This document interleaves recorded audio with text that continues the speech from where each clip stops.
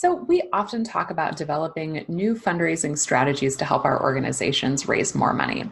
Well, an important, but I think less often talked about part of a fundraising strategy that helps your organization raise more money is, of course, storytelling.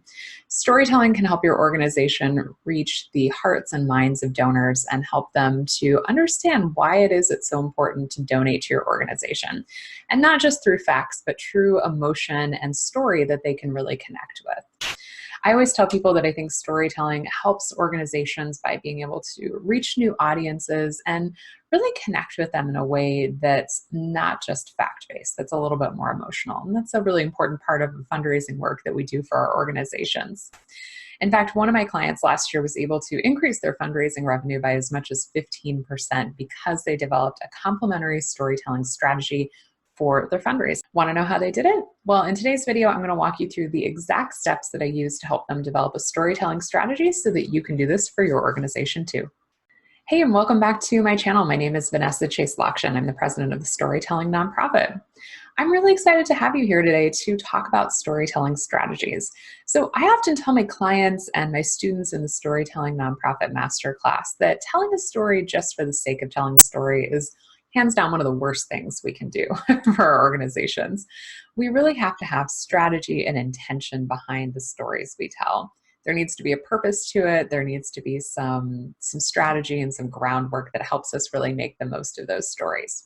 And that's what I want to talk about here today. So I want to walk you through the 4 steps that I use with clients to help them develop storytelling strategies. Let's get into it. Step number 1, start with the basics. So with any strategy you build, whether it's for fundraising, communications, or in this case, storytelling, we need to have some basic information that can inform our strategy. So there's a few things I like to bring in since we're talking about storytelling in a fundraising context. So first of all, what are we raising money for? What kinds of programs or services, our organization? Just being able to gather that kind of basic information is very helpful. I also want to understand why we're raising money for this. So this is about digging in a little deeper and finding out the reasons why it's so important that we raise this money for our organization now. I also want to have a goal in mind. So what are we trying to do? How much money are we trying to raise? What kind of new audience are we trying to reach? All of that information is very helpful and can inform our decision-making in the future steps. And lastly, I want to document some information about the audience I'm trying to reach through this strategy. So you might think, well, we're fundraising, so we're trying to reach a donor audience. Of course, you're right on some level, I'll give you that. But donor audience is super broad. So I always encourage people to dig into that a little bit more and define what you mean by donors. What kind of demographics are they? What kind of psychographics do you know about them? And how can you use that information to inform your decision-making around storytelling? Step number 2, identify your key messages.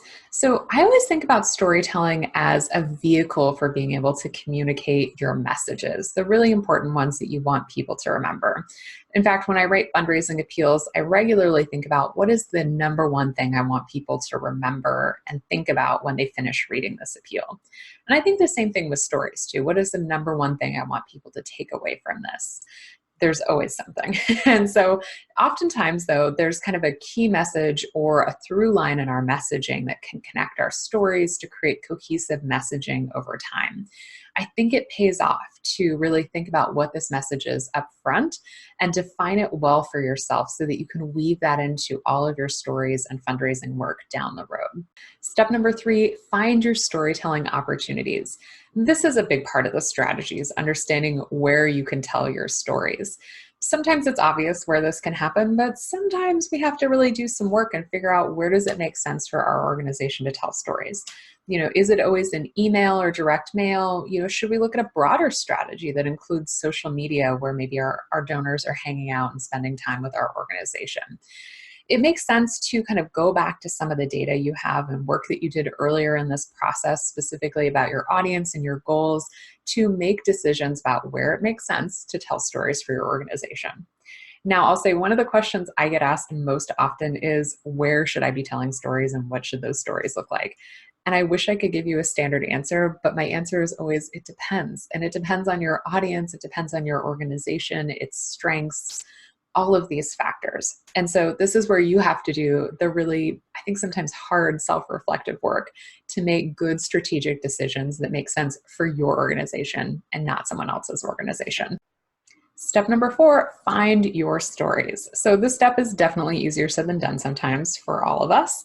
But this is really about us playing matchmaker and finding great stories that reflect our key messages and make sense with the storytelling opportunities we have figured out for our organization. So I always encourage people to get out from behind their desks, go talk to people, have conversations, because conversations are where stories come up.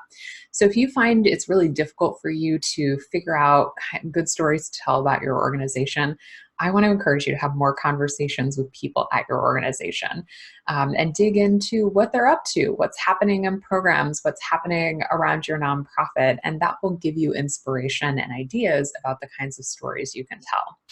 I'm also going to link to a video here in the cards with some additional tips on finding stories to tell. So if you'd like to check that out, be sure to click the link and watch through for more tips on this. So those are my 4 steps to creating a storytelling strategy, and I hope they are helpful for you and your organization. I really don't think this has to be rocket science. It's really about aligning your storytelling work with the fundraising work your organization is doing for maximum impact. That's really the bottom line. And of course, if you'd like more information on building great story strategies and telling great stories, I'd love to point you in the direction of my book, The Storytelling Nonprofit, which you can find over on Amazon. And I'll leave a link to this in the description box below. If you head out, I would love for you to leave a comment below and let me know what your biggest takeaway from today's video is. And of course, if you've enjoyed this video, please give it a thumbs up here on YouTube and subscribe to my channel. Thanks for tuning in.